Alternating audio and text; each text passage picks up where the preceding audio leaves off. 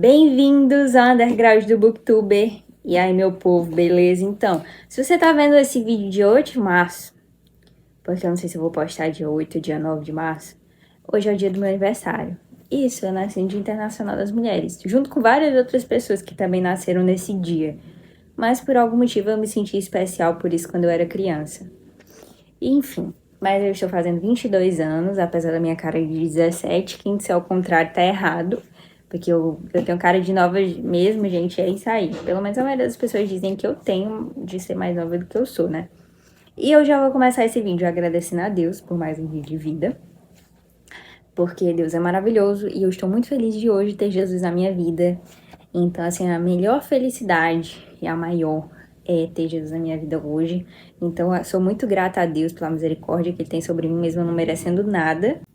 Lembrando que comprando com os meus links da Amazon, você ajuda o canal sem pagar nada mais por isso. Pode comprar qualquer coisa, até uma privada. E também quero agradecer às pessoas que me presentearam. Vou começar agradecendo ao meu namorado, que me deu esse livro aqui, O Problema da Dor, do C.S. Lewis. Ele falou assim, escolhe um livro que eu vou te dar, qualquer um. E aí eu escolhi esse aqui. E eu tem tudo a ver com o que eu quero ler no momento, sabe?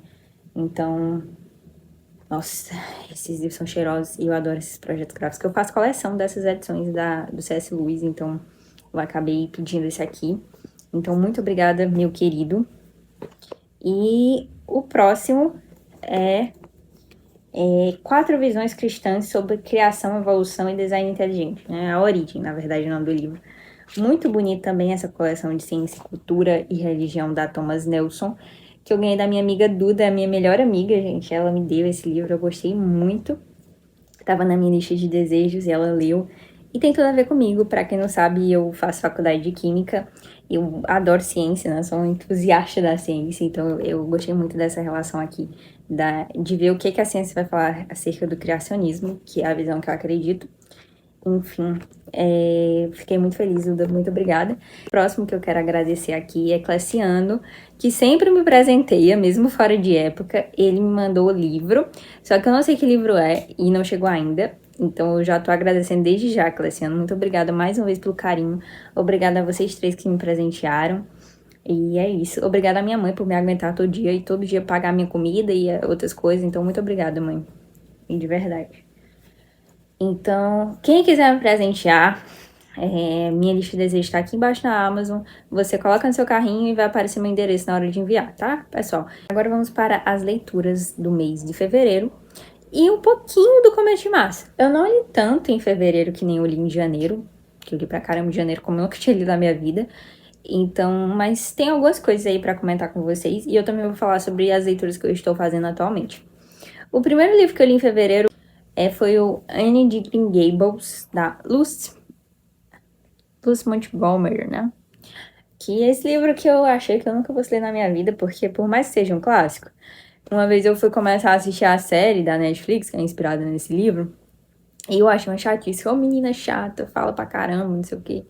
Aí eu nunca pensei em ler, né? Mas na verdade eu não li, eu ouvi um audiobook desse livro. Então, foi uma experiência muito interessante, porque o audiobook tava, tipo, cada personagem tinha um ator diferente, dublando. Legal, eu me surpreendi. Por mais, assim, que, tipo, não seja o meu tipo de leitura, eu não sei se eu vou ler o restante da série. Foi legal, sabe? Eu me diverti com a Anne. O legal de ver essa menininha de 11 anos evoluindo, né? Sendo uma órfã que chega ali e primeiramente é rejeitada por 2 irmãos que adotam ela e logo ela é aceita e muitas vezes maltratada pela aquela irmã que cuida dela, mas que ao mesmo tempo a ama e acha que tá fazendo a melhor educação do mundo sendo tão rígida. E a Anne, ela vai crescendo, sabe? É muito de uma jornada de redenção também, sabe? Eu senti isso nesse livro. E o cristianismo é muito presente, porque a autora era protestante, a Anne é protestante, ela vai numa igreja protestante, que é a igreja presbiteriana. Então você vê muito essa moralidade cristã nessa obra. Então eu achei muito legal mesmo, eu achei divertido, sabe? Eu dei esse livro de presente, eu dei toda a coleção de presente para uma menininha da igreja da minha mãe, e ela ficou tão feliz. Eu falei, eu vou ler, ouvir, né, no caso, porque eu quero comentar com ela depois. E a gente faz cada presepada. Ela, eu não esqueço a cena que ela troca o refresco da amiga dela por álcool, se eu não me engano, um vinho, que tinha lá a amiga dela ficar bêbada, mó rolê. Enfim, no geral, eu vou dar 3 estrelas pra esse livro, que significa que é um livro bom, mas por não ser muito meu tipo de livro, eu não gosto muito de infanto juvenil e tal, pra mim é 3 estrelas. Duda, não me mate, eu sei que você ama esse livro, mas não é meu estilo, mas eu gostei. Enfim, falei pra caramba. O próximo foi Escute as Feras, da Nastasia Martin. O que é que acontece? Esse livro é um tipo de livro que, essa leitura, eu esqueci completamente. Gente, acontece com vocês de vocês lerem livros e vocês esquecerem muito facilmente? Eu não lembro quase nada desse livro.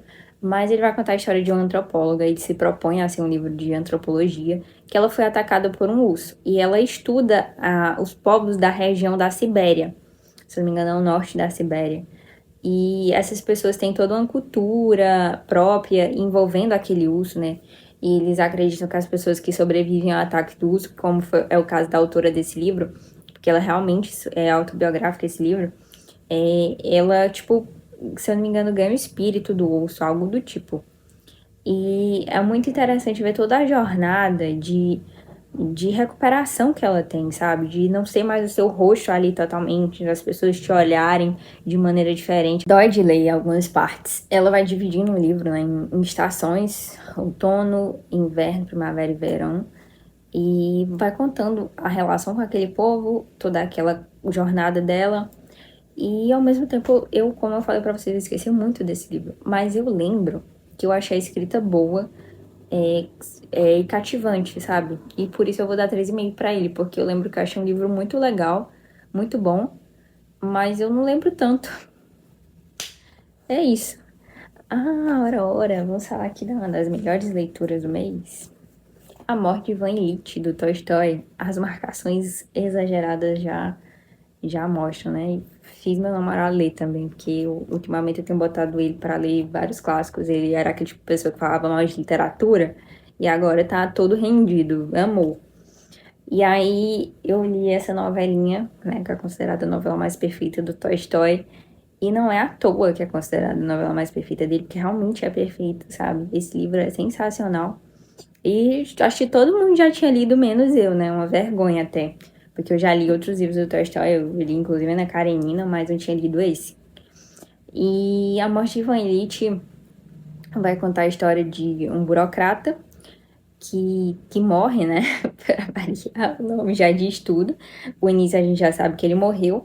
E aí, a partir de então, o autor vai contar a vida dele. E a vida do Ivan Ilitch é uma eterna busca por ascensão que não dá em nada, sabe? No final da vida, ele percebe que ele não tem mais o apoio da mulher, nem dos filhos, e que tudo que ele viveu até o momento foi meio que inútil, sabe? Então, como costume nesses livros sobre morte, aqui o Tolstói vai falar sobre o que realmente importa nessa vida, sobre aproveitar cada momento de forma correta e não gastar tempo com coisas fúteis, com status sociais. Os amigos do Ivan Ilitch aqui, quando aparecem para o velório, né, estão 100% nem aí para a morte dele. A mulher chegou num ponto, a esposa dele, que ela só quer saber do dinheiro que o governo vai dar. O Ivan Ilitch, ele fica doente por um motivo muito besta, né? Ele cai da escada e bate o flanco. E aí essa doença chega do nada e destrói todo aquele universo que ele demorou tanto para construir ali dentro do governo, né? Porque ele é aquele típico filho de burocrata que acaba herdando um posto na burocracia porque o papai tá lá. Então não é aquela pessoa que precisa ralar para conseguir crescer na vida, sabe? Então, assim, chega um momento que tudo na vida dele é infeliz.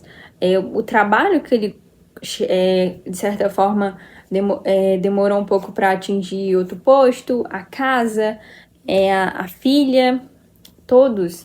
Então, assim, esse livro é uma pedrada, sabe? Uma pedrada mesmo, me fez refletir bastante.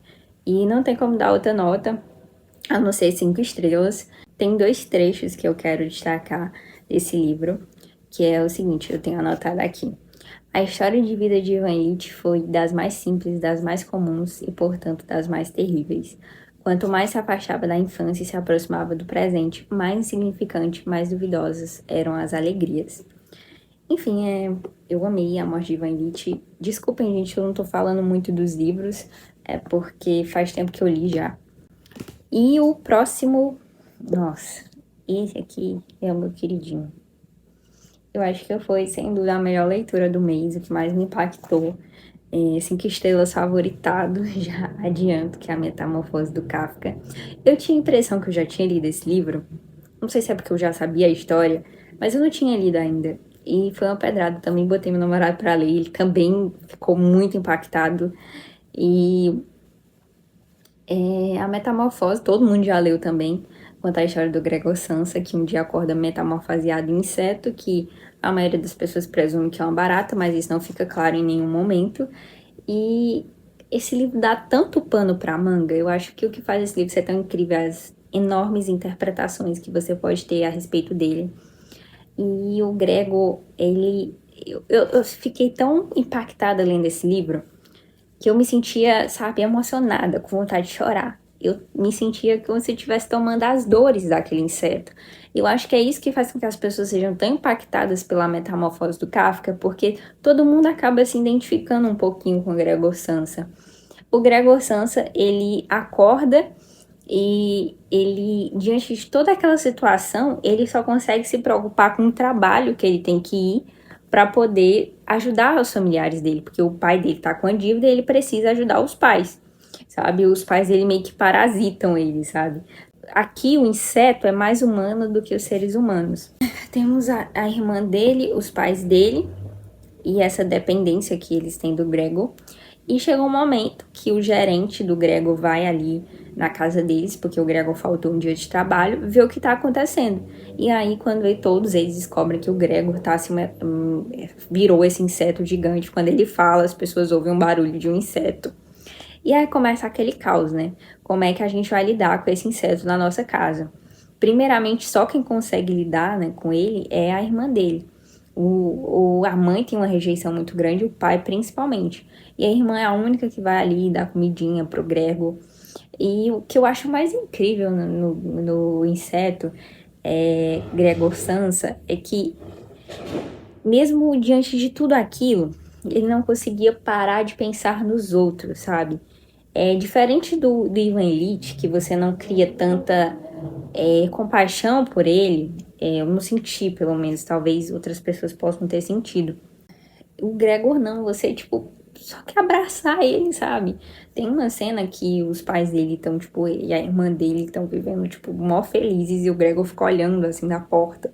E eu fiquei, tipo, meu Deus, que eu só quero tirar ele daí, botar numa caixinha e cuidar, sabe? Porque dá muita dó mesmo. Então, assim, ao mesmo tempo que essa metamorfose em um inseto seria a liberdade dele, na verdade, todas as vezes que ele tá conseguindo, tipo, se libertar, que ele tá aceitando, não, isso aqui não é, essa é a minha nova realidade, eu tô me aceitando como inseto, volta, sabe, aquela faísca de humanidade, aquele medo de perder a humanidade dele, que acaba sendo a escravidão dele, aquelas pessoas, aquele mundo que só pensa nele como um produto, como alguém para enriquecer, e ele não vive, né? A vida dele é envolta desse trabalho. Ele acaba voltando porque ele pensa na família, como é que eu vou ajudar eles? Eu me tornei um inútil, sabe? Então, assim, o Gregor é sensacional, assim, o que o Kafka faz aqui, porque você pode fazer você pode ter várias interpretações. É que a gente pode ter uma crítica ao trabalho, que as pessoas só vivem para isso e acabam virando um objeto, como a nossa família pode, e as pessoas, não só a família, podem nos parasitar, a ponto que a gente só tem importância até quando a gente está dando algo, depois não tem mais nenhuma importância.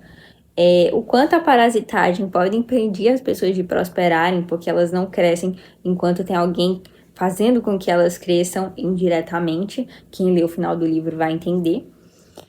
E, ao mesmo tempo, algumas pessoas falam que é uma interpretação sobre a homossexualidade do Kafka, né, que também pode ter sido, mas também tem uma relação com a família do autor, porque ele tinha uma relação conturbada. Então, acho que é isso que faz esse livro ser tão incrível, sabe? Porque você pode tirar muita coisa dele. Então, assim, a Metamorfose foi 5 estrelas favoritado, ficou na minha vida pra sempre. Às vezes eu tô na cama e fico imaginando como um inseto gigantão. Eu vou colocar aqui um aviso spoiler, né? O mais interessante do final da Metamorfose é que justamente que a única pessoa que não tinha abandonado o Gregor, que era a irmã, no final abandona ele. E ela é a que fala pros pais, né, que eles têm que se livrar dele. E depois tem a cena deles encontrando o Gregor morto. E, tipo, é a partir da morte do Gregor que eles se libertam daquilo. Tipo, poxa, agora a gente tá livre desse inseto que tava atrapalhando nossa vida. E tem uma cena linda também, se eu não esqueço, né? Que eles alugam a casa para uns inquilinos e a filha tá tocando, acho que é violino, e ele fala como eu poderia ser um inseto, né? Se eu ainda consigo apreciar a música que nem os humanos. Nossa, pô, Kafka é sensacional. Kafka é sensacional. Sério, me tocou demais. Incrível, incrível. Então agora a gente vai para livros cristãos que eu li. Eu li 12 Meninos que Influenciaram o Mundo. Esse livro é um livro infanto-juvenil. Eu li porque minha mãe comprou pro meu irmão. Que vai contar a história, uma mini história, né? Porque levam algumas páginas de vários reformadores, de várias pessoas que tiveram papel importante dentro do protestantismo, não só reformadores, mas grandes pregadores, grandes evangelistas do mundo todo. E para meninos, né, para que eles se inspirem. Vai falar de Lutero, de Calvino, de Charles Finney, de John Wesley. Eu achei bem interessante para criança, apesar de que essa edição bem cheia de erro de revisão, mas geral. Eu recomendo se você quer dar para crianças, porque para adolescente, para jovem já não funcionaria. É um livro bem infantilzinho mesmo. Depois eu li Quando a Escuridão Não Passa, Vivendo com Esperança em Deus em Meio à Depressão, do John Piper. Eu passei por dias assim muito turbulentos, mas na verdade eu ainda estou passando. E eu resolvi pegar esse livro super curtinho do John Piper. E assim foi maravilhoso, sabe? Porque ele fala sobre várias coisas interessantes à luz da Bíblia. Eu já gosto de John Piper por ele ser um autor reformado, enfim. E aqui ele vai falar sobre a depressão de um ponto de vista bíblico, e ele até cita a depressão em relação ao Spurgeon, e como a depressão muitas vezes está relacionada a fatores físicos, porque era o caso do Spurgeon, tanto que isso me influenciou a comprar o livro A Depressão de Spurgeon, já estou aqui para ler. Algumas pessoas que eu conheci já leram e gostaram muito, então eu recomendo demais esse livrinho. Eu vou dar 4 estrelas para ele, só porque é muito curtinho, mas é maravilhoso. Recomendo se você está querendo uma coisinha curta, mas muito boa. Depois eu li Tudo que o Cristão Precisa Saber sobre Maria, com o subtítulo Honra ou Idolatria, do Leonardo de Tirco. O Leonardo de Tirco é um apologeta especialista em catolicismo romano, ele é protestante e ele tem como objetivo esclarecer, né, essas diferenças entre o protestantismo e o catolicismo romano, por que que não há essa unidade e tudo mais. E aqui ele vai falar sobre Maria, né? Sobre como que os dogmas sobre Maria foram acrescentados no catolicismo romano ao longo da história, já que foram acrescentados pela tradição católica. Enfim, é um livro muito curtinho, se eu não me engano, deixa eu ver aqui, ó, tem 136 páginas, mas eu achei muito esclarecedor, muito simples de entender, mas a maioria das coisas, assim, 90% eu já sabia. Eu vou dar 3,8 para ele, porque eu acho que eu cumpri bem, que se propõe a ser. Mas é um livro curtinho, eu já sabia da maioria das coisas. Então, se você é protestante e tá querendo entender sobre essa questão e não tem conhecimento nenhum, ou então se você é católico e também quer entender a visão protestante, fica à vontade, porque é uma ótima leitura. Depois eu li do R.C. Sproul, o Estamos Juntos, um protestante analisa o catolicismo romano. Eu gosto muito dessa temática das vertentes do cristianismo, né? Não só em relação ao catolicismo romano, mas as várias vertentes que existem, até mesmo dentro do protestantismo eu estudo bastante isso. É, em relação à igreja anglicana, que é uma igreja que as pessoas têm muita opinião errada aqui no Brasil, então, sobre os tipos de protestantismo, né?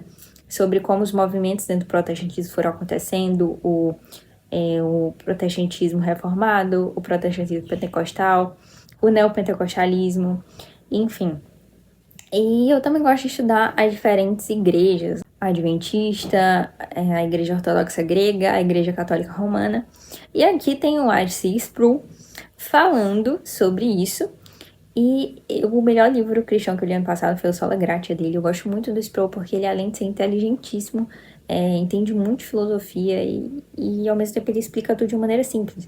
Então esse eu considero que foi o melhor livro cristão que eu li esse mês, para variar, Sproul aqui, né?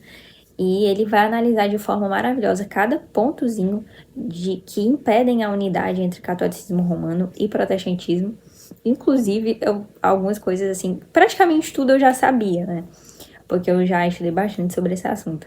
Mas tinha uma coisa específica que eu não sabia, que era sobre o Concílio Vaticano II. E eu entendi porque muitos católicos não gostam desse concílio, porque foi o concílio que a igreja meio que mudou as formas de tratar, né, os protestantes, enfim, passou a chamar os protestantes de irmãos separados, várias coisas que mudaram, inclusive em relação ao exclusivismo, em relação à Igreja Católica. Continua-se tendo essa visão, mas de uma maneira diferente, isso eu não sabia, que foi mudado no Vaticano II, mas ao mesmo tempo foram feitos outros documentos depois, né, o Catecismo de 995 já tem uma visão mais diferente, as cartas os documentos que o Papa Bento XVI escrevia também tem uma visão mais diferente, então acaba que vai mudando, mas eu achei muito interessante essa questão do Vaticano II, porque eu não sabia completamente como era tratado isso, e eu achei muito legal, o Sproul é muito esclarecido nesse livro, eu concordo plenamente com ele,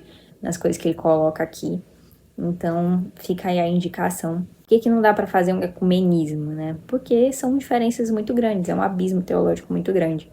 E então, assim, para você que não tem conhecimento sobre essas questões, acho muito legal aprender sobre isso. E por fim, eu li só um mangá esse mês, que foi A Sala de Aula que Derreteu, do Junji Ito. Mais uma vez ele aparece aqui. E aqui a gente tem um mangá que vai contar a história de um cara e da irmãzinha dele. E esse cara, ele vive pedindo perdão aos outros. Ele fez um pacto com o demônio e nesse pacto, toda vez que ele pede perdão para as pessoas, meio que o demônio se alimenta disso e as pessoas derretem. Então vai contar várias histórias, são contos de pessoas que vão derretendo quando esse cara vai pedindo desculpa. Se você é uma mulher, por exemplo, e te elogiar, você vai perdendo a sua beleza. E ele vai vivendo disso, né? Ele tem um pacto. E aí o final desse mangá também é muito louco. Eu gostei, achei bem legal. Eu vou dar 3,5 pra esse mangá, porque eu ainda prefiro o Uzumaki Utomie, mas também muito legal. O Junji é sempre divertido de ler, bem bizarro também, né? Porque o cara não bate bem, não bate bem. Enfim, pessoal, hoje eu não falei tanto porque eu não li tanto. Mas vamos para as leituras em andamento. Olha, esse aqui é o livro que eu falei pra vocês, A Depressão de Spurgeon, que eu quero começar a ler em breve. Isso eu não comecei ainda, mas eu quero começar em breve. E aí eu tô lendo finalmente Confissões do Agostinho de Hipona, que tá sendo incrível esse livro. Só que eu tô lendo bem uns pouquinhos, porque eu quero aproveitar tudo, porque, nossa, que coisa bem escrita, maravilhosa. Eu já sabia que ia gostar. Então eu ganhei de presente de uma inscrita, a Clarissa, e agora estou lendo finalmente. Aí eu peguei na biblioteca de onde eu estudo, A Colher que Desaparece e Outras Histórias Reais de Loucura, Amor e Morte a Partir dos Elementos Químicos. Como eu falei pra vocês, eu estudo Química e eu estou lendo esse livro aqui de histórias envolvendo elementos químicos, que tá sendo muito divertido. Eu gostei bastante. Quando eu leio, eu vou falar por aqui pra vocês. E por fim, um que eu tô quase terminando é o Jayber Crow, do Wendell Berry, que é uma ficção cristã. Eu tô no final já, praticamente. E vai contar a história de um barbeiro órfão e todas as coisas que ele passa até ter um encontro com Deus, né? E é muito interessante. Ele também conta muito sobre as pessoas da cidade que ele mora. Espero que vocês tenham gostado do vídeo, espero que vocês possam ter tirado boas indicações daqui e que mês que vem eu tenha lido coisas ainda mais interessantes para poder indicar e para vocês se interessarem. Que Deus abençoe todos vocês. Muito obrigada pela audiência e voltem sempre, ou fiquem para sempre.